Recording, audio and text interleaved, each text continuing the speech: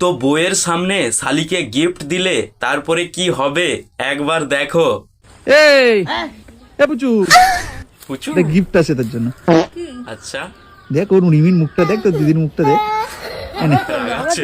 এনে টাকা দেখ দেখ, সামনে ভ্যালেন্টাইন ডে, সরস্বতী পূজা, এর জন্য আগের দিয়ে গিফট দিল। আর বউয়ের মুখটা দেখো। ও তো ওকে দিবি না রে একদম। টাকা কাড়ি নিবে। হ্যাঁ ওই শাড়িটা কিনুন। ও, তুই যা ইচ্ছে কিনবি, ওই শাড়িটা অনেক আছে। কত টাকা তুই কোথায় পাইলি? সে আমি যেখানে পাই পাই। তুই এই যে রিমি, এগুলো কিন্তু আমার অসভ্যতামি লাগে। তুই 7,000 কত টাকা? তুই ওকে দিয়ে দে, তুই ওকে দিয়ে দে রিমি, দিয়ে দে ওকে। কোথায় পেয়েছিস টাকা? কোথায় পেয়েছিস? আমার ইচ্ছা, আমার ইনকাম, আমি দেবো ওকে।